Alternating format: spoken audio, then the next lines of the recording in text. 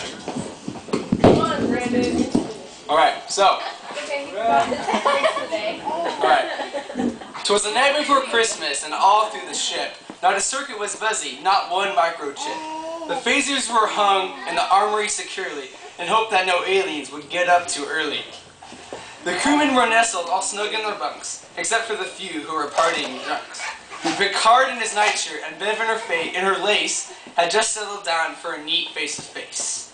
When out in the halls there rose such a racket that we leapt from our beds, pulling on pants and a jacket. Away to the lifts, we all shot like a gun, leapt into the cars and yelled loudly, "Deck 1!" The bridge red alert lights, which flashed through the din, gave a luster of Hades to objects within. When what on the view screen should our eyes behold, were the weird kind of sleigh and some geek who looked old. But the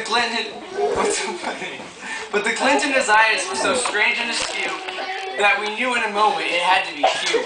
His sleigh grew larger and as closer we came, then he zipped on the bridge and addressed us by name. It's Riker, it's Data, it's Worf, and Jean-Lou, it's Girardi and Wesley, the genetic flew. To the top of the bridge, to the top of the hall, now float away, float away, float away all. As leaves in autumn are whisked off the street, so the floor of the bridge came away from our feet. And up to the ceiling, our bodies they flew, as the captain caught up, what the heck is this Q?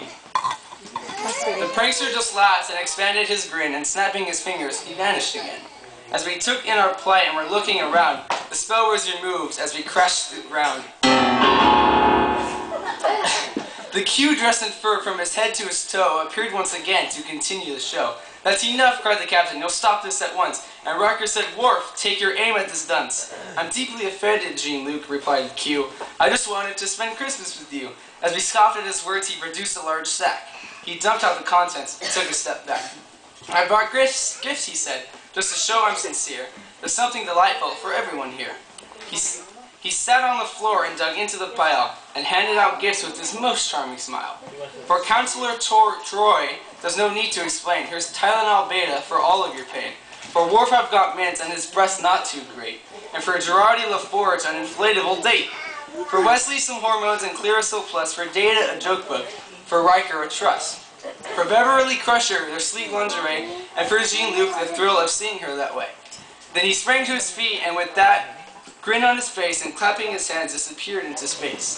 But we heard him exclaim as he dwindled from sight, "Merry Christmas to all and to all a good flight."